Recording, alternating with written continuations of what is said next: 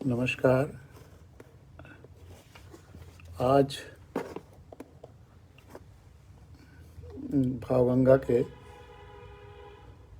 288वें अंक में 288th अंक में आपका स्वागत है, अभिनंदन है।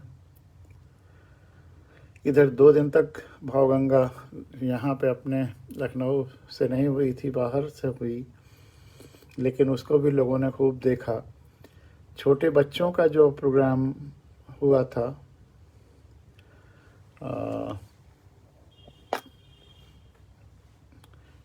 परशुरामपुर के आगे गांव में, रिमोट गांव में, उस प्रोग्राम को भी लोगों ने उसको सबसे ज़्यादा देखा और ख़ास करके विदेशों में भी बहुत लोगों ने देखा। तो ये जो साधना है भावगंगा की, वो धीरे धीरे अपना रास्ता बना रही है और बड़ी खुशी की बात है कि धीरे धीरे चीज़ें आगे बढ़ रही हैं। जन जागरण हो रहा है, बच्चों का उत्साहवर्धन हो रहा है और लोगों में उत्सुकता जाग रही है। अपने को, अपने महत्व को, अपने व्यक्तित्व को समझ रहे हैं। तो इससे ज़्यादा और खुशी की कोई बात नहीं हो सकती। आज भारत के सबसे सरलतम प्रधानमंत्री, सबसे निश्चल प्रधानमंत्री लाल बहादुर शास्त्री की पुण्यतिथि है।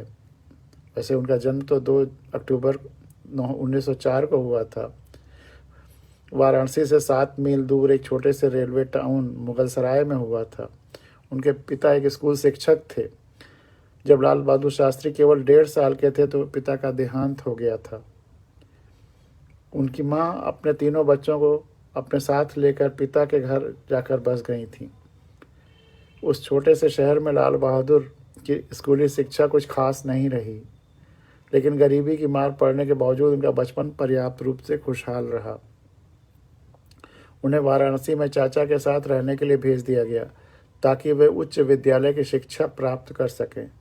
घर पर सब उन्हें नन्हे के नाम से पुकारते थे। वो नन्हे इतना बड़ा हो गया कि उसने पाकिस्तान को सबक सिखाया। वे कई मील की दूरी नंगे पांव से ही तय कर विद्यालय जाते थे। यहाँ तक कि भीषण गर्मी में जब सड़कें अत्यधिक गर्म हुआ करती थीं, तब भी उन्हें ऐसे ही जाना पड़ता था। बड़े होने के साथ साथ ही लाल बहादुर शास्त्री विदेशी दास्ता से आज़ादी के लिए देश के संघर्ष में अधिक रुचि रखने लगे। वे भारत में ब्रिटिश शासन का समर्थन कर रहे भारतीय राजाओं की महात्मा गांधी द्वारा की गई निंदा से अत्यंत प्रभावित हुए। लाल बहादुर शास्त्री जब केवल 11 वर्ष के थे, तब से उन्होंने राष्ट्रीय स्तर पर कुछ करने का मन बना लिया था। गांधी जी ने असहयोग आंदोलन में शामिल होने के लिए अपने देशवासियों से आह्वान किया था। इस समय लाल बहादुर शास्त्री केवल 16 वर्ष के थे। उन्होंने महात्मा गांधी के इस आह्वान पर अपनी पढ़ाई छोड़ देने का निर्णय कर लिया। उनके इस निर्णय ने उनकी मां की उम्मीदें तोड़ दी। उनके परिवार ने उनके इस निर्णय का गलत बताते हुए उन्हें रोकने की बहुत कोशिश की, लेकिन वे सफल नहीं रहे। लाल बहादुर ने अपना मन बना लिया था। उनके सभी करीबी लोगों को यह पता था कि एक बार मन बना लेने के बाद वे अपना निर्णय कभी नहीं बदलेंगे, क्योंकि बाहर से विनम्र दिखने वाले लाल बहादुर अंदर से चट्टान की तरह दृढ़ थे। लाल बहादुर शास्त्री ब्रिटिश शासन की अवज्ञा में स्थापित किए गए राष्ट्रीय संस्थानों में से एक वाराणसी के काशी विद्यापीठ में शामिल हुए। वहाँ वे महान विद्वानों एवं देश के राष्ट्रवादियों के प्रभाव में आए। विद्यापीठ द्वारा उन्हें प्रदत्त स्नातक की डिग्री का नाम शास्त्री था, लेकिन लोगों के दिमाग में यह उनके नाम के भाग के रूप में बस गया। शास्त्री डिग्री की वजह से लाल बहादुर शास्त्री हो गए। उनकी पत्नी मिर्ज़ापुर से थी और उनके अपने शहर के पास ही था। उनकी शादी सभी तरह से पारंपरिक थी। 1930 में महात्मा गांधी ने नमक कानून को तोड़ते हुए दांडी यात्रा की। इस प्रतीकात्मक संदेश ने पूरे देश में एक तरह की क्रांति ला दी। लाल बहादुर शास्त्री विह्वल ऊर्जा के साथ स्वतंत्रता के संघर्ष में शामिल हो गए। उन्होंने कई विद्रोही अभियानों का नेतृत्व किया एवं कुल 7 वर्षों तक ब्रिटिश जेलों में रहे। 7 वर्ष तक शास्त्री जी ब्रिटिश जेलों में रहे। आज़ादी के संघर्ष ने उन्हें पूर्णतः परिपक्व कर दिया। आज़ादी के बाद जब कांग्रेस सत्ता में आई, उससे पहले ही राष्ट्रीय संग्राम के नेता विनीत एवं नम्र लाल बहादुर शास्त्री के महत्व को समझ चुके थे। 1946 में जब कांग्रेस सरकार का गठन हुआ तो छोटे से डायनमो, इनको छोटा सा डायनमो लोग कहने लगे थे, छोटे से डायनमो को देश के शासन में रचनात्मक भूमिका निभाने के लिए कहा गया। उन्हें अपने गृह राज्य उत्तर प्रदेश का संसदीय सचिव नियुक्त किया गया और जल्द ही वे गृह मंत्री के पद पर आसीन हुए उत्तर प्रदेश में ही। कड़ी मेहनत करने की उनकी क्षमता एवं उनकी दक्षता उत्तर प्रदेश में एक लोकोक्ति बन गई। वे 1951 में नई दिल्ली आ गए एवं केंद्रीय मंत्रिमंडल के कई विभागों का प्रभार संभाला। रेल मंत्रालय, परिवहन और संचार मंत्री, वाणिज्य एवं उद्योग मंत्री, गृह मंत्री एवं नेहरू जी की बीमारी के दौरान बिना विभाग के मंत्री रहे, सब कुछ देखते रहे। उनकी प्रतिष्ठा लगातार बढ़ रही थी। एक रेल दुर्घटना जिसमें कई लोग मारे गए थे के लिए स्वयं को जिम्मेदार मानते हुए उन्होंने रेल मंत्री के पद से इस्तीफा दे दिया था। आज कितने लोग इसको करने के लिए तैयार हैं? कुछ भी हो जाए, मंत्रालय में कितना भी गड़बड़ सड़बड़ हो जाए, कोई अपने पद को नहीं छोड़ता। ऐसे चिपके रहते हैं जैसे वही उनके लिए पद बड़ा है, उनका व्यक्तित्व बड़ा नहीं है। शास्त्री जी का व्यक्तित्व बड़ा था, पद छोटा था, इसलिए उसे आराम से छोड़ सकते थे। एक रेल दुर्घटना जिसमें कई लोग मारे गए थे के लिए स्वयं को जिम्मेदार मानते हुए रेल मंत्री के पद से इस्तीफा दे दिया। देश एवं संसद ने उनके इस अभूतपूर्व पहल की काफ़ी सराहना की। तत्कालीन प्रधानमंत्री पंडित नेहरू ने इस घटना पर संसद में बोलते हुए लाल बहादुर शास्त्री की ईमानदारी एवं उच्च आदर्शों की काफ़ी तारीफ की। उन्होंने कहा कि उन्होंने लाल बहादुर शास्त्री का इस्तीफा इसलिए नहीं स्वीकार किया है कि जो कुछ हुआ है इसके लिए वे जिम्मेदार हैं, बल्कि इसलिए स्वीकार किया है क्योंकि इससे संवैधानिक मर्यादा में एक मिसाल कायम होगी। रेल दुर्घटना पर लंबी बहस का जवाब देते हुए लाल बहादुर शास्त्री ने कहा, शायद मेरे लंबाई में छोटे होने एवं नम्र होने के कारण लोगों को लगता है कि मैं बहुत दृढ़ नहीं हूँ। यद्यपि शारीरिक रूप से मैं उतना मजबूत नहीं हूँ, लेकिन मुझे लगता है कि मैं आंतरिक रूप से इतना कमज़ोर भी नहीं हूँ। कितनी मॉडेस्ट और सही बात। अपने मंत्रालय के कामकाज के दौरान भी वे कांग्रेस पार्टी से संबंधित मामलों को देखते रहे एवं उसमें अपना भरपूर योगदान दिया। 1952, 57 एवं 62 के आम चुनाव में पार्टी की निर्णायक एवं जबरदस्त सफलता में उनकी सांगठनिक प्रतिभा एवं चीज़ों को नज़दीक से परखने की उनकी अद्भुत क्षमता का बड़ा योगदान रहा। 30 से अधिक वर्षों तक अपनी समर्पित सेवा के दौरान लाल बहादुर शास्त्री अपनी उदात्त निष्ठा एवं क्षमता के लिए लोगों के बीच बहुत प्रसिद्ध थे।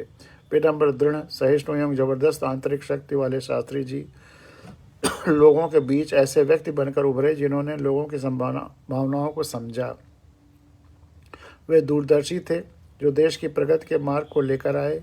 लाल बहादुर शास्त्री महात्मा गांधी के राजनीतिक शिक्षाओं से अत्यंत प्रभावित थे। अपने गुरु महात्मा गांधी के ही लहजे में एक बार उन्होंने कहा था, मेहनत प्रार्थना करने के समान है। महात्मा गांधी के समान विचार रखने वाले लाल बहादुर शास्त्री भारतीय संस्कृति की श्रेष्ठतम पहचान रहे हैं और भारत पाकिस्तान युद्ध के बाद जब देश पे खाद्यान्न संकट था, उसके बाद भी युद्ध में उन्होंने खुद उपवास करके पूरे देश में खाद्यान्न की कमी सबसे कोई भूखा न रहे, इसलिए लोगों को एक दिन एक समय उपवास करने का ऐसा माहौल पूरे देश में बनाया कि सारे लोग सब कुछ उनके कहने पर करते हुए देश को पूरे संसाधन और सारे समस्याओं का हल निकाला। युद्ध में भी विजयी हुए और सबसे बड़ी बात, जय जवान जय किसान का नारा। जवान और किसान वास्तव में यही दोनों सबसे ज़्यादा श्रद्धेय हैं, सम्माननीय हैं। उन दोनों के महत्व को उन्होंने अंडरलाइन किया, रेखांकित किया। 11 जनवरी को आज के दिन उनका दुखद अंत ताशकंद में हुआ था। आज हम लोग उनको प्रणाम करते हैं, श्रद्धा सुमन अर्पित करते हैं और उम्मीद करते हैं कि देश के लोग उनका अनुकरण करेंगे। लाल बहादुर शास्त्री जैसे व्यक्तियों को हर चुनाव में उनके गुण जिसमें ज़्यादा हों उसको चुनेंगे, चाहे गांव पंचायत का चुनाव हो, नगर निकाय का चुनाव हो, विधानसभा का चुनाव हो, लोकसभा का चुनाव हो।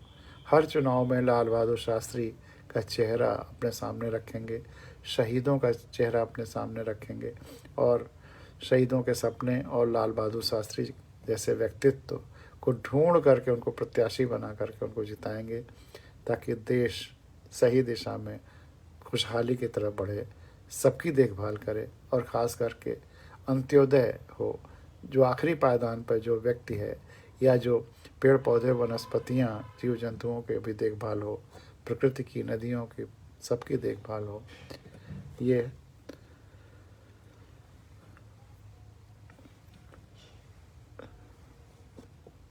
एक बार फिर ढेर सारा श्रद्धा सुमन लाल बहादुर शास्त्री को।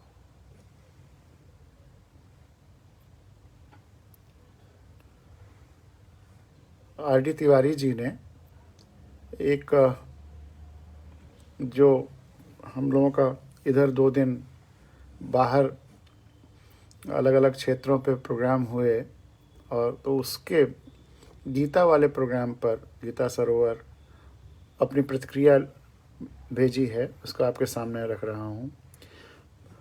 मध्य मार्ग की सुंदर व्याख्या। रथ को युद्ध क्षेत्र के मध्य में ले जाने से गीता मध्य मार्ग में जाने का संदेश देती है। यह बात आज समझ में आई। इस संदर्भ में मैं भावगंगा को अपना आभार व्यक्त करना चाहूँगा कि यह ज्ञान और बुद्धि को जीवंत रखती है। गिरीश जी का छोटा सा उद्बोधन सुना, इतना छोटा भी नहीं है, 38 मिनट का है, आप लोग भी देखिएगा।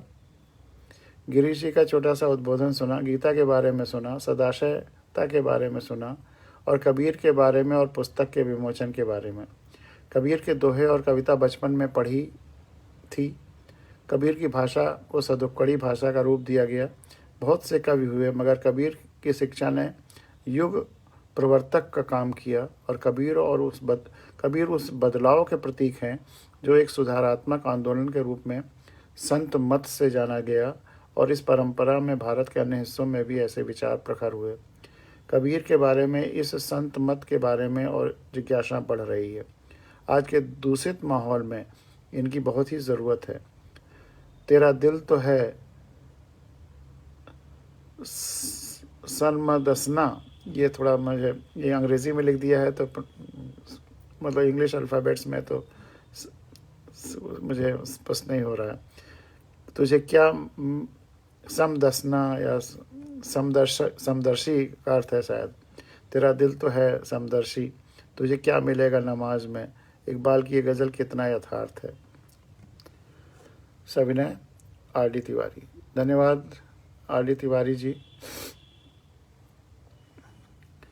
और डॉक्टर विजय पांडे ने लिखा है, सादर अभिवादन। बस्ती के कार्यक्रम में उपस्थित कई गणमान्य लोगों से फ़ोन पर बातचीत हुई। वास्तव में मिसाल प्रस्तुत करता हुआ प्रोग्राम रहा। अजीम प्रेमजी फाउंडेशन यूनिवर्सिटी जिन जिन राज्य में कार्य कर रही है, लार्ज स्केल पर संवैधानिक मूल्यों पर संवाद कार्यक्रम प्रस्तुत करने जा रहा है। सम्मानित गिरीश पांडे सर के उल्लेखनीय प्रयास पर प्राउड है। आभार एवं हार्दिक अभिवादन सहित डॉक्टर विजय पांडे। धन्यवाद विजय जी। और एस.जी. अब्बास साहब ने टोरंटो कनाडा से अपने उस प्रोग्राम के बारे में जिसमें हम लोगों ने चिड़ियों ने पक्षी दिवस की भी चर्चा की थी, वो उनको बहुत पसंद आया। The passenger pigeon, also known as ectopistes migratus, was once a common sight in North America, with estimates of their population reaching up to 3 billion individuals. Passenger pigeons, यात्री कबूतर, जो इधर उधर से खूब यात्राएं करते थे, उनको एक्टोपिस माइग्रेटोरिस, चूँकि यात्रा करते थे तो माइग्रेटोरिस वो बहुत कॉमनली दिखाई पड़ते थे नॉर्थ अमेरिका में, और उनकी पॉपुलेशन करीब 3 बिलियन तक थी। लेकिन Due to overhunting and habitat destruction, the species became extinct in early 20th century. लोगों ने शिकार कर कर के उनको खाने के लिए, तरह तरह की चीज़ों के लिए, और उनके रहने का स्थान ख़त्म हो गए, जंगल पेड़, तो जिससे कि वो 20वीं शताब्दी, शुरुआती 20वीं शताब्दी यानी कि 1920-25 के पहले ही वो ख़त्म हो गए. With the last known individual, a female named Martha, dying in 1914 at the Cincinnati Zoo.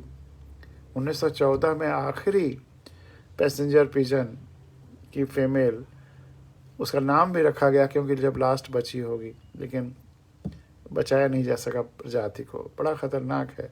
ये मनुष्य का ही एक हिस्सा ख़त्म हो रहा है, जैसे एक एक प्रजातियाँ ख़त्म हो रही हैं.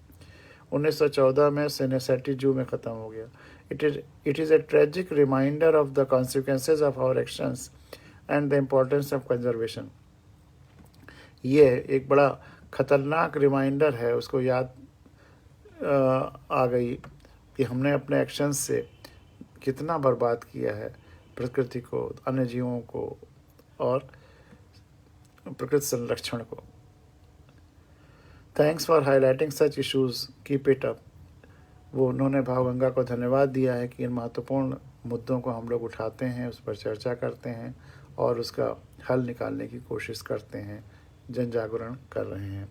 Doctor SG Abbas, Toronto, Canada. धन्यवाद अब्बास जी. और RD तिवारी जी ने पक्षी दिवस पर ही एक और प्रतिक्रिया लिखी थी, भेजी थी, वो भी आपके सामने रख रहा हूँ. पक्षी दिवस पर आपके विचार भावुक कर देने वाले हैं. पक्षियों का दिशा ज्ञान और मौसम का गायन अपने में एक बृहद विषय है. इसी संदर्भ में मैं अपना एक अनुभव बताना चाहूँगा. बात जुलाई 1984 की है. मैं DFO लेह की पोस्ट पर ज्वाइन किया था. माथुर साहब DDC थे और उन्होंने मुझे बताया कि दूर दराज हानले एरिया में 2 ब्लैक नेक क्रेन मार दिए गए हैं. लेह टाउन में दंगा हो सकता है. इस पक्षी को पवित्र मानते हैं. ये भी एक्सटिंक्ट होने वाले पक्षी में है. तो लेह टाउन में दंगा हो सकता है. इस पक्षी को पवित्र मानते हैं. ये हमेशा जोड़े में रहता है और माता पिता दोनों बच्चे को मिल के पालते हैं. 3-4 महीने की कठिन ट्रेनिंग देते हैं बच्चे को ताकि बर्फ़ गिरने के पहले उड़ सकें. इस पक्षी का व्यवहार बहुत सुंदर है. लद्दाखी कपड़ों में इसके बहुत पास तक जा सकते हैं, तब वो नहीं डरता है, अपना समझता है. यह एंडेंजर्ड स्पीसीज़ में आता है. अब ये एक्सटिंक्शन वाले लिमिट में आ गया है. मैंने पाया कि एक के मरने के बाद दूसरा वहीं खड़ा रहा, उड़ा नहीं, और तब तक ITBP के DSP जागीर सिंह ने दूसरे को शूट कर दिया. इंक्वायरी की. DSP दोषी पाया गया. आर्म्स एम्युनिशन के दुरुपयोग का भी केस बना और DSP को अपनी नौकरी गंवानी पड़ी. क्रेन के मरने का सभी को दुख हुआ और उस क्रेन को ये बहुत प्यार करते थे. तो मेरा मिट्ठू 6 नवंबर को 2021 को मेरे हाथों से ही अंतिम सांस लिया. ये शायद नहीं, अपने किसी तोते की चर्चा कर रहे. मिट्ठू तो तोते का ना. पक्षी दिवस का जिक्र करके गिरीश जी ने कितनी स्मृतियों को ताज़ा किया. जीवों के प्रति संवेदना सबका धर्म है. इसी आहत भाव से आदि कवि का अभ्युदय हुआ. ब्रेल, गांव का वर्णन, कैलेंडर का विकास और सार्वभौमिक सोच पर बहुत ही रोचक और ज्ञानवर्धक जानकारी लगी. कुछ ज़्यादा लिख गया. लेह के कुछ अनुभव अलग से लिखूँगा. आभार. RD तिवारी. धन्यवाद तिवारी साहब. ये सब बहुत ज़रूरी चीज़ें आप सबके सामने रख रहे हैं. रजनीश जोशी जी, खूब ढेर सारी प्रतिक्रियाएं हैं. रजनीश जोशी जी ने लिखा है, पक्षियों के बारे में अच्छी जानकारी और चिंताजनक रिपोर्ट. लोगों को जागरूक होना ही होगा, अन्यथा इनकी बची हुई प्रजातियां धीरे धीरे विलुप्त हो जाएंगी. लुई ब्रेल का योगदान कभी भी नहीं भुलाया जा सकता. नेत्रहीनों के लिए वे किसी देवदूत से कम नहीं हैं. योगेंद्र जी का लेख बहुत उत्कृष्ट लगा. RD तिवारी सर की प्रतिक्रिया और सुझाव प्रशंसनीय हैं. कैलेंडर के संबंध में रोचक जानकारी ने ज्ञानवर्धन किया. कबीर हमेशा प्रासंगिक रहेंगे. शानदार अंक प्रस्तुत करने के लिए सादर अभिनंदन और प्रणाम सर। धन्यवाद रजनीश जी। और अब हमारे इंटर तक के और फिर सहपाठी, बीएससी के सहपाठी और बीएससी में हम लोग इलाहाबाद यूनिवर्सिटी में जीएन हॉस्टल में रूममेट भी थे। विवेक दुबे जो आईपीएस में गए और डीजी पुलिस आंध्रा होकर रिटायर हुए, तमाम नक्सल एरियाज़ और इतना आईटीबीपी, सीबीआई, इतना विराट अनुभव उनको। कभी कभी वो बड़ी अच्छी बड़े अच्छे मैसेज भी भेजते हैं, बहुत अच्छा सोच रखते हैं, बहुत पुलिस में एक आदर्श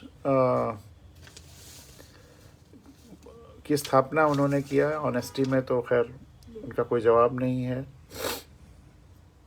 लेकिन आज किस किस तरह से आम आदमी ठगा जाता है रास्ते में, यात्रा में, चाहे ट्रेन हो चाहे बसों में हो, इसका एक किस्सा उन्होंने भेजा। तो मैंने पढ़ने के बाद उनसे फ़ोन किया आज ही। इधर उनका हार्ट का ऑपरेशन वगैरह हुआ था, जिससे थोड़ा सा एक्टिविटीज़ रिस्ट्रिक्टेड हैं, लेकिन फिर भी अभी मैं दिल्ली गया था तो मिला भी था। फिर मैंने फ़ोन किया तो उन्होंने 2 और किस्से बताए। देखिए मैं आपके साथ कैसे कैसे लोग ठगी करते हैं, इससे बचने की भी ज़रूरत है। जब हम लोग कहते हैं कि सबसे जुड़ाव महसूस करना है, तो सबके अस्तित्व से जुड़ाव महसूस करना है, उसकी आइडेंटिटी से जुड़ाव महसूस करना है, उसका भला चाहना है। लेकिन उसके अगर कोई गलत काम है तो उसको रोकना भी है और उससे बचाना भी है। गांधी जी जो कहते थे कि मैं पाप से घृणा करता हूँ, पापी से नहीं। तो सबके गलत कामों को समझना, ठगाना नहीं है, उससे बचना है। हाँ, अगर उसको कोई बहुत मजबूरी है, पूछ करके उसकी मदद भी की जा सकती है। अगर कोई मजबूरी में कोई छोटा बच्चा और उसके घर में खाने को नहीं है, दवा नहीं है और छीन करके किसी से भाग गया, तो फिर उसको सज़ा देने की जगह पे उसकी और मदद होनी चाहिए। अगर तो स्थितियों के अनुसार हमें फैसले करने होंगे।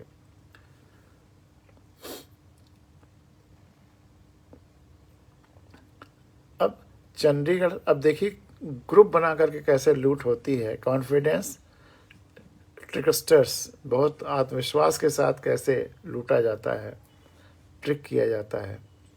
चंडीगढ़ से दिल्ली एक बस जा रही थी। जब बस अपने डिपो से चल पड़ी तो ठीक सामने सीट पर बैठे एक बुजुर्ग ने कहा, जो बहुत अच्छे कपड़े पहने हुए थे, एकाएक खड़े हो गए और बाकी मुसाफिरों का ध्यान अपनी तरफ आकर्षित करते हुए कहा, मेरे भाइयों और बहनों, मैं कोई भिखारी नहीं हूँ। ऊपर वाले ने मुझे अपनी नेक नियामतों से नवाजा है, मगर मेरी पत्नी एक लंबी बीमारी से भगवान को प्यारी हो गई। दुर्भाग्य से कुछ दिन पहले मेरी फैक्ट्री में भीषण आग लग गई।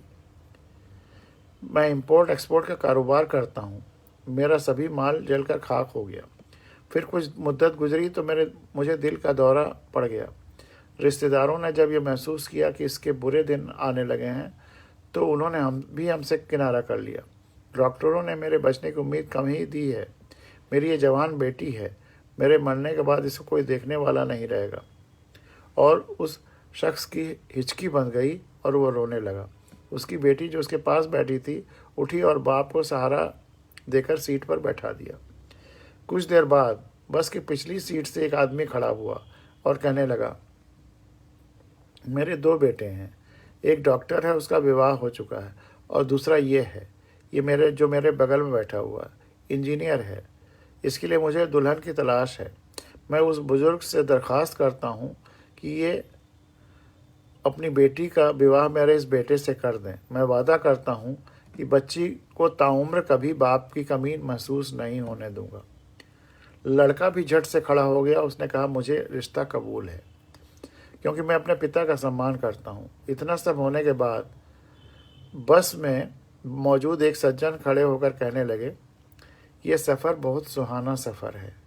विवाह जैसा एक शुभ कार्य हो जाए, वो भी सफ़र में, इससे अच्छी बात और क्या हो सकती है।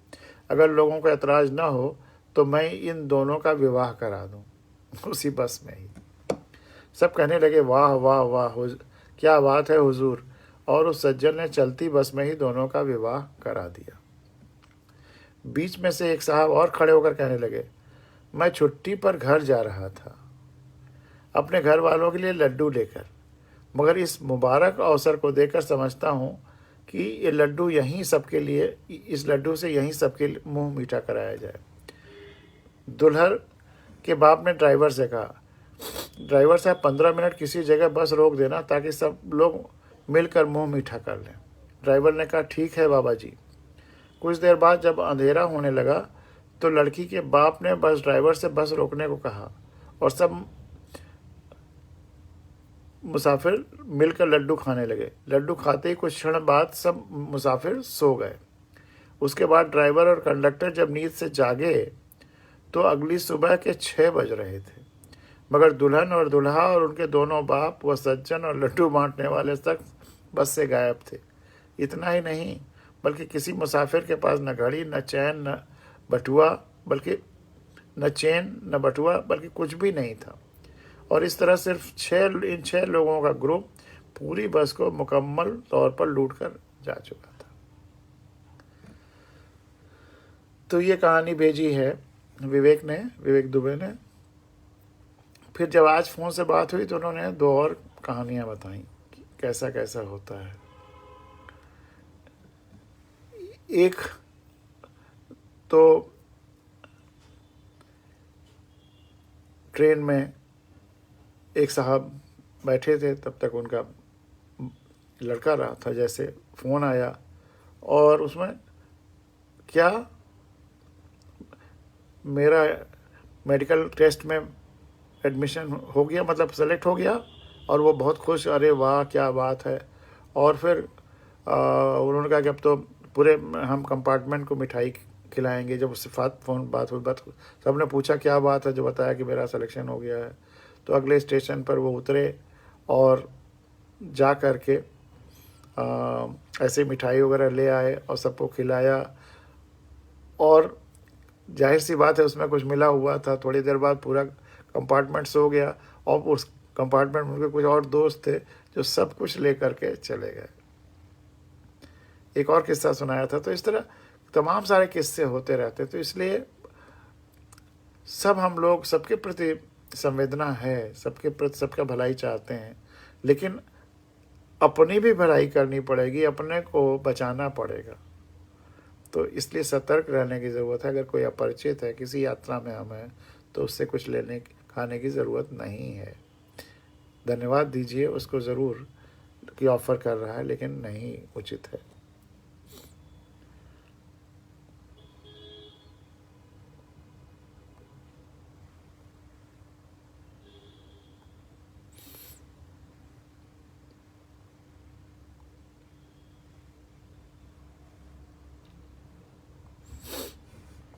जो हम लोगों की संविधान कथाएं हो रही हैं, इस पर फेसबुक पे पंकज प्रसून, जो बहुत मशहूर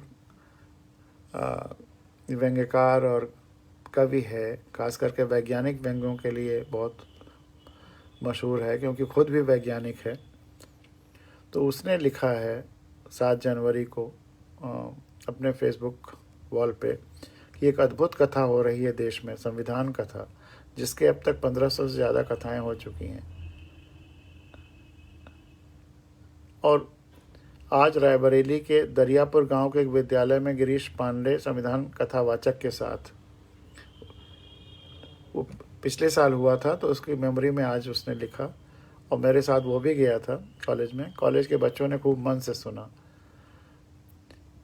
कोई हिंदू धर्म बनाता है, कोई मुसलमान बनाता है, एक संविधान ही है जो हमको इंसान बनाता है। यह किताब हर घर में होनी चाहिए। यह पंकज प्रसून ने लिखा है। धन्यवाद पंकज।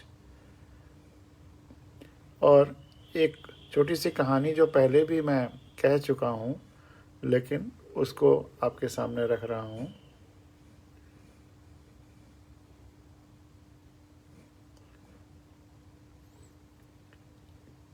क्योंकि ये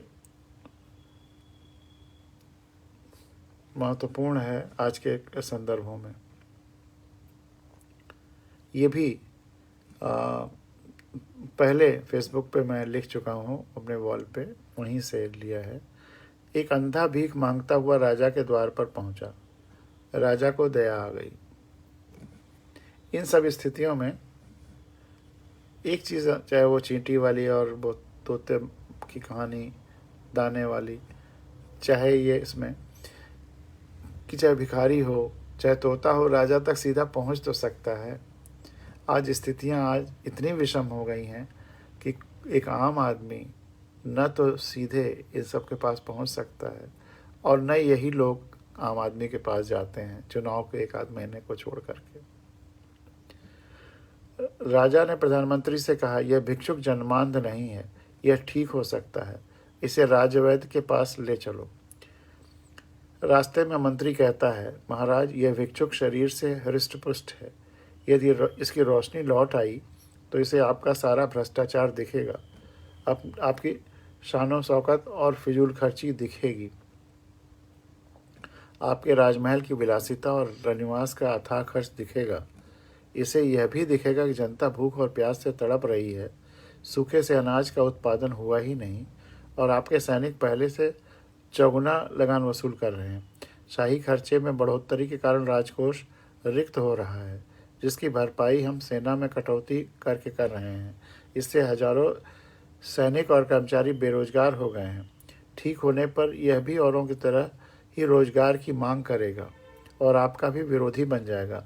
मेरी मानिए तो यह आपसे मात्र 2 वक्त का भोजन ही मांगता है। इसे आप राजमहल में बैठाकर मुफ्त में सुबह शाम भोजन कराइए और दिन भर इसे घूमने के लिए छोड़ दीजिए। ये पूरे राज्य में आपका गुणगान करता फिरेगा। राजा बहुत न्यायी है, बहुत ही दयावान और परोपकारी है।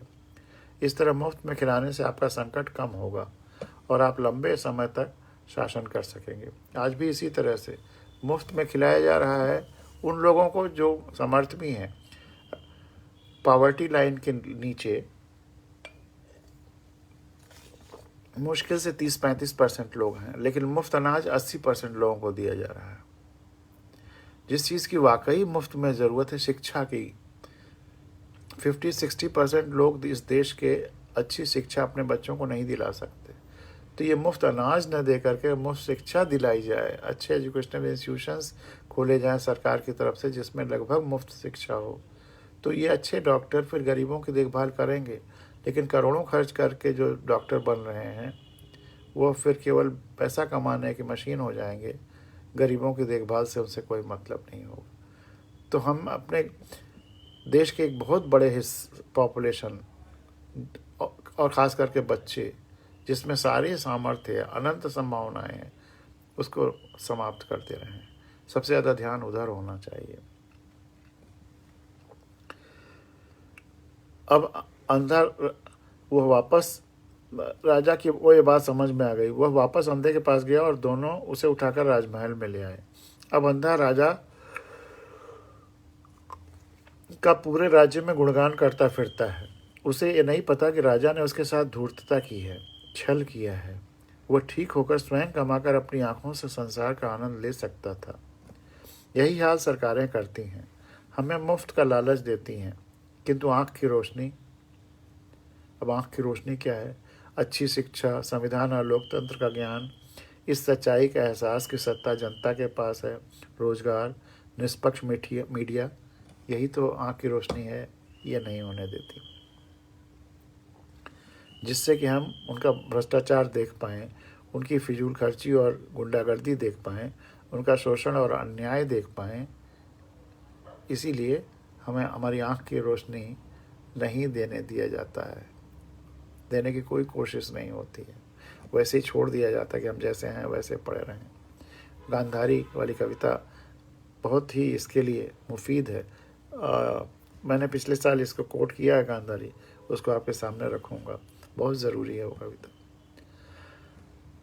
और हम अंधे की तरह ऐसी सरकार का गुणगान भी करते रहते हैं जो हमें आँख की रोशनी तो नहीं देती है, लेकिन अंधा बनाए रखना चाहती है और भोजन दे देती है, रहने की व्यवस्था बस कर देती है कि जस्ट हम जिंदा रहें, एक वोटर के रूप में जिंदा रहें बस। हमारी कोई आवाज़ नहीं हो, कोई शक्ति नहीं हो। वही एक बहुत महत्वपूर्ण सेइंग है कि it is better to teach fishing than providing fish. हम किसी को भोजन दें, इससे कहीं ज़्यादा ज़रूरी है कि हम उससे भोजन कमाना सिखा दें। और ठीक है, दोनों तरह का करें। शॉर्ट टर्म बहुत भूखा है तो भोजन भी दीजिए, लेकिन साथ ही साथ उसे भोजन कमाना सिखा दीजिए, किसानी करना सिखा दीजिए, फिशिंग सिखा दीजिए, या जो भी जिस तरह से भी ऐसा कुछ कारोबार सिखा दीजिए कि वो अपना भरण पोषण कर सके। आशुतोष मिश्रा जी ने एक कमेंट किया है,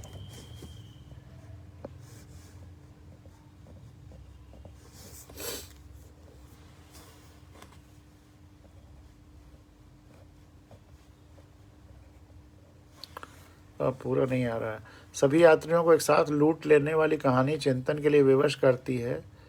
जो सुनियोजित तरीके से वो सब किया, वाकई सबको सचेत करना चाहिए। कुछ उसके बाद नहीं आया,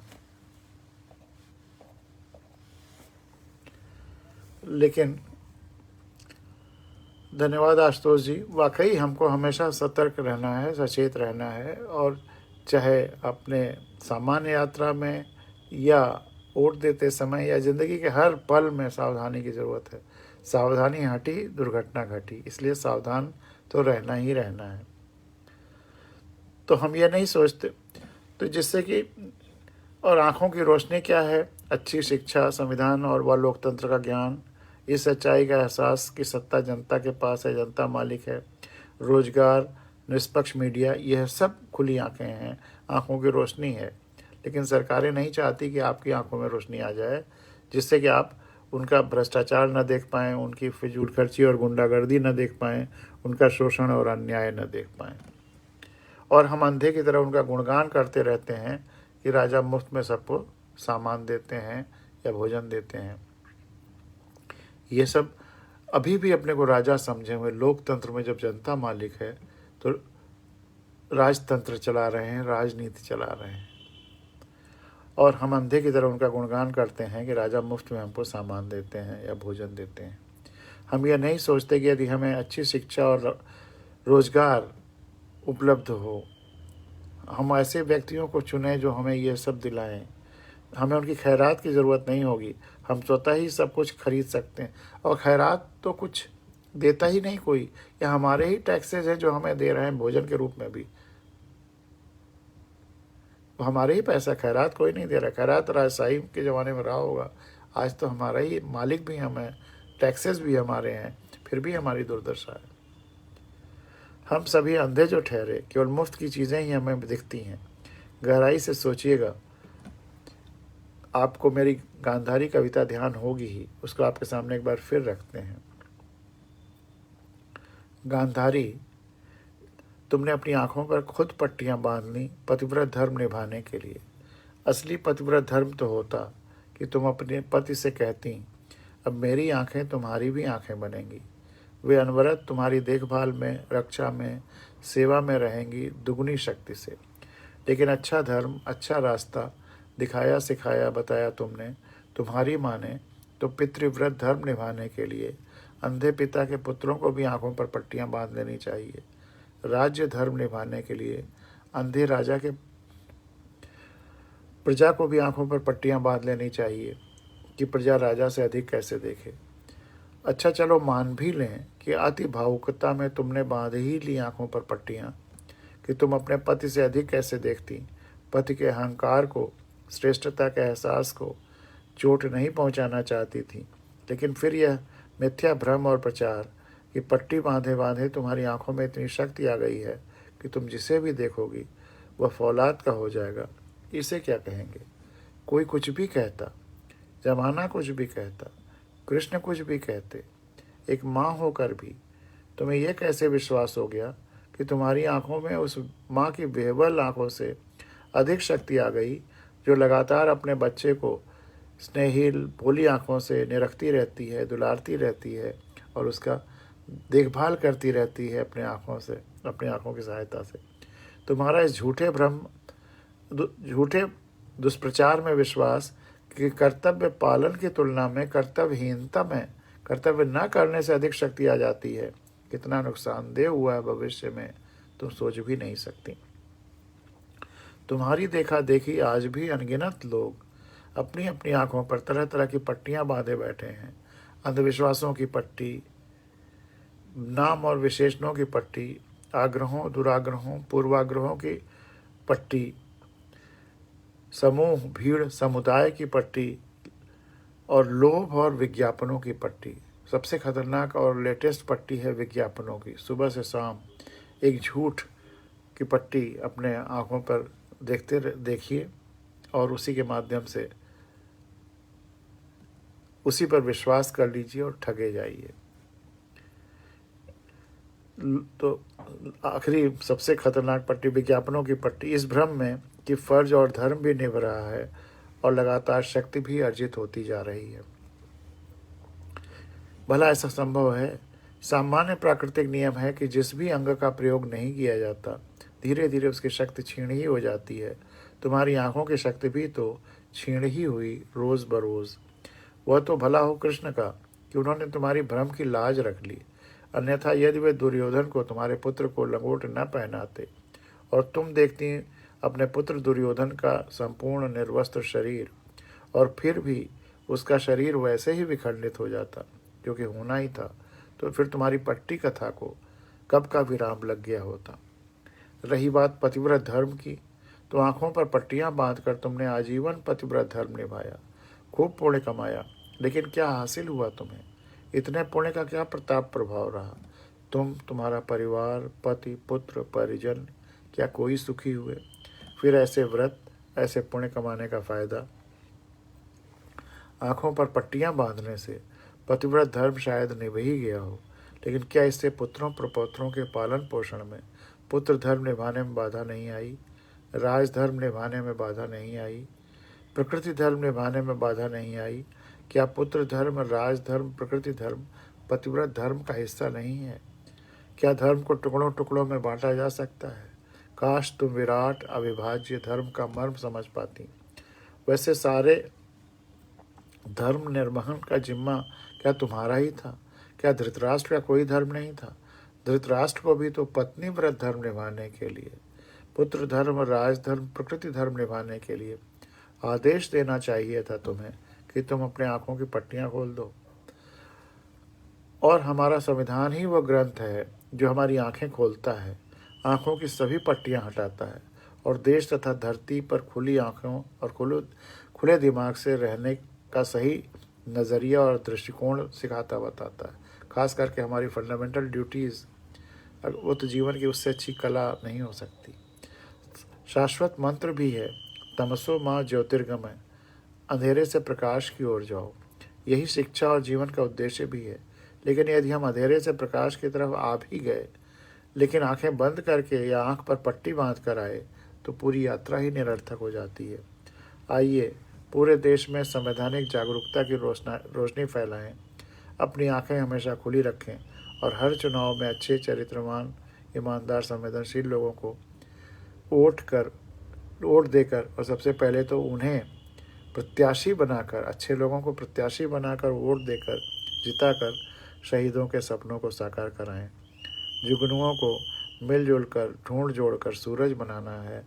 हर हाल में इस देश, धरा और लोकतंत्र को जगमगाना है। तो यह चीज़ें हम लोगों को याद रखनी है हर हाल में। एक आज छोटे छोटे जो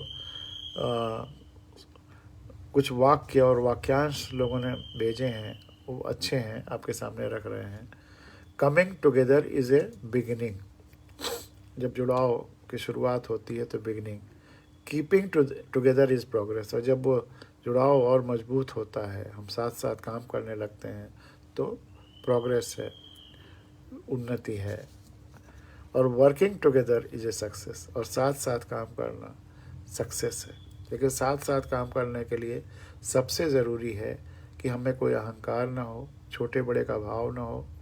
क्वालिटी सर्कल जो जापान का कॉन्सेप्ट है वह वाली बात हो कि एक समूह में छोटे बड़े सब एक साथ, चाहे परिवार में हो चाहे ऑर्गेनाइजेशंस में हो, एक साथ बैठें। हर एक बड़ी बड़ी कंपनीज़ में, जापान में क्वालिटी सर्कल्स में हर लेवल के लोग बैठते हैं एक साथ, और ब्रेन स्टॉर्मिंग सेशन होता है। उसमें कुछ भी ये नहीं होता कि कोई कुछ कहेगा तो लोग याद रखेंगे कि दिमाग में कि अच्छा उसने ऐसे कहा था, हम ये सोच रहे थे, हमारे विरोध में कहा था। ये भूल करके परिवार या कंपनी के कल्याण के लिए या ऑर्गेनाइजेशन के कल्याण के लिए जो उचित है, वो लोएस्ट अगर वर्कमैन है वो भी, और मैनेजिंग डायरेक्टर है या जो भी है, सब अपनी अपनी बातें कहेंगे, और जो जिसकी बात सही होगी वह मानी जाएगी। मतलब उस पूरे समूह के ज्ञान का सही उपयोग होगा। एक तरह से सच्चा लोकतंत्र, डेमोक्रेटिक लीडरशिप यही है, या डेमोक्रेटिक डिसीजन मेकिंग यही है। तो working together is a success. तो जहाँ स्पीकिंग टुगेदर, वर्किंग टुगेदर हो, तो इससे सक्सेस होगी। और बहुत सारे लोग अपने को एजेड जो मानते हैं, उस पर एक छोटा सा सेंटेंस एक किसी ने भेजा था, life is a choice between ageing and growing. Life is a choice between ageing and growing. हम बूढ़े हो रहे हैं या ग्रो कर रहे हैं, उग रहे हैं, विकसित हो रहे हैं, ये चॉइस हमारी है। Ageing is adding years to your life. जब हम अपने जीवन के उम्र को, हर साल को केवल गिनते रहते हैं, तो हमारा एजिंग या बुढ़ापा, या हम अपने को उम्र दराज समझने लगते हैं। Well, growing is adding life to your years. जबकि ग्रोइंग, विकसित होना है जब आप अपने ज़िंदगी में, अपने अपने सालों में, अपने ईयर्स में ज़िंदगी डालते जाते हैं। Ageing is adding years to your life. आप ज़िंदगी में जोड़ते जाइए अपने सालों को। और ग्रोइंग है कि आप अपने ज़िंदगी में उम्र डालते जाइए। Adding life to your years, अपने जीवंतता, अपने वर्षों में, अपने उम्र के वर्षों में जीवंतता उड़ेलते डालते जाइए, भरते जाइए। तो आप कभी अपने को थका बूढ़ा नहीं महसूस करेंगे। वही मेरी गज़ल का शेर है कि अपने को थका बूढ़ा मत समझो, उकेरो तुम में छिपा जो महामना है। एक और अच्छी चीज़ सुनाना चाहता था, पाव रोटी की कहानी, कि कैसे पाव रोटी, डबल रोटी, इन सब का कैसे शुरुआत हुई। बस ऐसी पाव रोटी की कहानी सुना करके आज की भावगंगा समाप्त करेंगे। पाव रोटी और डबल रोटी। किसी कवि ने रोटी को चंद्रमा माना था, ऐसा चंद्रमा जो बादलों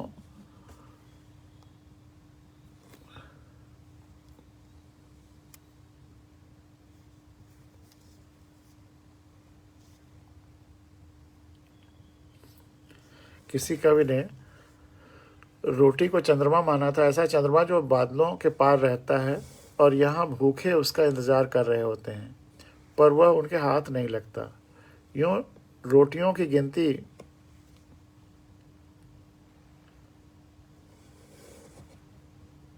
किसी न किसी संख्या में ही होती है, किंतु कभी कभी लाक्षणिकता में भी कह दिया जाता है। एक आध रोटी मिल जाती है।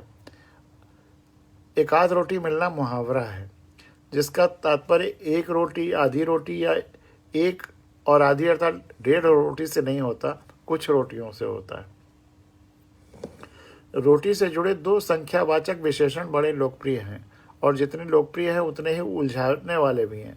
वे हैं पाव, यानी कि पाव मतलब पौवा, जैसे शेर, अद्धा, पौवा, आधा शेर को अद्धा, और एक पाव कहते थे चौथाई शेर को। नापने का जो पैमाना था तौलने का, और 16वां हिस्से को छटाक कहते थे। तो पाव मतलब 1/4 और डबल मतलब दूना, एक और एक मिला करके। रोटी बड़ी छोटी जैसे भी हो, सिकेगी तो पूरी, तो उसको पाव और डबल कैसे कह सकते हैं? चाहे छोटी रोटी बना के सेंक लीजिए चाहे बड़ी, तो वो तो एक ही रहेगी। तो ये पाव और डबल कहाँ से आया? वह पाव और डबल कैसे हो सकती है? इसी के इतिहास पर चर्चा करने के लिए, यह तो हम सब जानते हैं कि पाव रोटी या डबल रोटी तवे या तंदूर में सेकी भारतीय रोटियां नहीं हैं। ये रोटियां खमीर से फुलाए गए आटे से बनती हैं और लोफ या ब्रेड के नाम से यूरोप से वहाँ यहाँ पहुँची हैं। हाँ, इनके साथ पाव या डबल विशेषण जोड़कर इन्हें संकर शब्द बनाने का श्रेय भारत को ही जाएगा। जब ये विदेशों से रोटी हिंदुस्तान आई तो उसके साथ पाव या या डबल नहीं जोड़ा था, ये हमने हिंदुस्तान में उस पर नामकरण कर दिया। अब पहले पाव रोटी। ईसाई धर्म में ब्रेड का धार्मिक महत्व भी है। कहा जाता है कि ईसा मसीह के सूली पर चढ़ाए जाने की पहली रात को दिए गए भोज, लास्ट सपर के बाद ईसा मसीह के द्वारा अपने शिष्यों को अनलीवेंड, खमीर रहित ब्रेड और वाइन को प्रसाद के रूप में बांटा गया था, और आज भी वही प्रथा है। कैथोलिक चर्च से जुड़े विशेष जुड़ाव के कारण पुर्तगालियों में यह आयोजन बहुत लोकप्रिय था। 16वीं शताब्दी में जब पुर्तगालियों ने गोवा को उपनिवेश बनाया तो उन्हें खमीरी रोटी, लिवेंड ब्रेड की कमी महसूस होने लगी। खाने के लिए खमीर, ईस्ट यहाँ उपलब्ध नहीं था खमीर उठाने के लिए, तो ईस्ट की अनुपलब्धता के कारण पुर्तगाली रसोइये यहाँ खमीरी रोटी बनाने में असमर्थ थे। एक दिन एक पुर्तगाली रसोइये ने एक नया प्रयोग किया और उसका हल खोज लिया। उसने आटे में खमीर के स्थान पर स्थानीय ताड़ी मिलाई। ताड़ी ने भी वही काम किया जो खमीर करता है, और इस तरह खमीरी रोटी तैयार हो गई। यह ठीक ही कहा जाता है कि भारत में ब्रेड सबसे पहले पुर्तगाली ही लेकर आए। अब नामकरण। पुर्तगाली में रोटी को पाव कहा जाता है। पाओ डे मैफ्रा और पाओ एलेंटेजानो पुर्तगाल की प्रसिद्ध खमीरी ब्रेड थी। पाव जो है ब्रेड का ही नाम है पुर्तगाली में। भारत में ब्रेड रोटी ही थी, इसलिए इस विशेष रोटी को पाव रोटी कहा गया। आधा पुर्तगाली से लिया और आधा यहाँ रोटी, तो उसको पाव रोटी कहा। उनकी जो ब्रेड थी उसको पाव रोटी कहा। प्रारंभ में पाव रोटी के बारे में यह विश्वास भी था कि इसे बनाने के लिए आटे को पाँव से माड़ा जाता है। ये चूँकि पाव हो गया तो ये भी माना जाने लगा कि पाँव से माड़ा जा रहा है, इसलिए पाव रोटी है या पाव रोटी है। कितनी गलतफहमियाँ रहीं, इसलिए इसे पाव रोटी कहकर इसे खाने से परहेज भी किया गया। अभी भी कुछ लोग यह समझते हैं कि पाव भर वजन होने कारण इसे पाव रोटी कहा जाता है। सच यह है कि पाव नाम रोटी का ही है। मुंबई के प्रसिद्ध व्यंजन पाव भाजी में पाव इस रोटी का ही सूचक है। डबल रोटी के बारे में भी दो प्रकार की सोच रही। कुछ लोगों ने माना कि सैंडविच बनाने के लिए पाव रोटी के 2 डबल स्लाइस काम में लाए जाते हैं, वो इसलिए वो डबल रोटी है। सैंडविच बनाने में पाव रोटी के 2 स्लाइसेस इस्तेमाल किए जाते हैं, इसलिए वो डबल रोटी, डबल पाव रोटी, तो इसलिए डबल रोटी हो गया। कुछ समझते हैं आकार में बड़ी होने के कारण इसे डबल रोटी कहा गया। डबल रोटी कहे जाने का कारण संभवतः यह है कि खमीर मिलाकर गुथा हुआ आटा मैदा बहुत फूल जाता है और उसका आकार बढ़कर दूना हो जाता है, इसलिए उससे बनी हुई रोटी डबल रोटी। यह भी एक संभावना है कि खमीर लगाकर जब वो बहुत आटे का आकार बढ़ जाता है, डबल हो जाता है, तो इसलिए उसको डबल रोटी कहते हैं। बकौर अकबर इलाहाबादी, छोड़ लिटरेचर को, अपनी हिस्ट्री को भूल जा। अकबर इलाहाबादी जो जज भी रहे हैं और बहुत अच्छे शायर, उनका है कि छोड़ लिटरेचर को, अपनी हिस्ट्री को भूल जा। शेख और मस्जिद से ताल्लुक़ तर्क कर स्कूल जा। छोड़ से और मस्जिद से ताल्लुक़ हटाकर स्कूल जाओ। इतने प्रैक्टिकल और इतने अच्छे शेर अकबर इलाहाबादी ने कहे हैं, खुली आंखों वाले, और व्यंग हर जगह अद्भुत। शेख और मस्जिद से ताल्लुक़ तर्क कर छोड़कर स्कूल जा। 4 दिन की ज़िंदगी है, कोफ्त से क्या फ़ायदा। 4 दिन की ज़िंदगी है, कोफ्त से क्या फ़ायदा। खा डबल रोटी, क्लर्की कर खुशी से फूल जा। खा डबल रोटी, क्लर्की कर खुशी से फूल जा। तो ये है डबल रोटी पर एक कुछ तथ्य और कुछ उसमें हास्य व्यंग भी। 55 मिनट की भावगंगा आज भी हो गई है और इधर कोहरा और ठंडक बहुत है, तो आप अपने को बचाइए। और टेम्परेचर तो 5, 6, 7, 8 डिग्री चल रहा है, तो बचाने की बहुत ज़रूरत है, बचने की बहुत ज़रूरत है। और इसी के साथ भावगंगा अभी समाप्त करते हैं। शुभ रात्रि और कल का दिन भी आपका शुभ हो। बहुत बहुत धन्यवाद, बहुत बहुत धन्यवाद।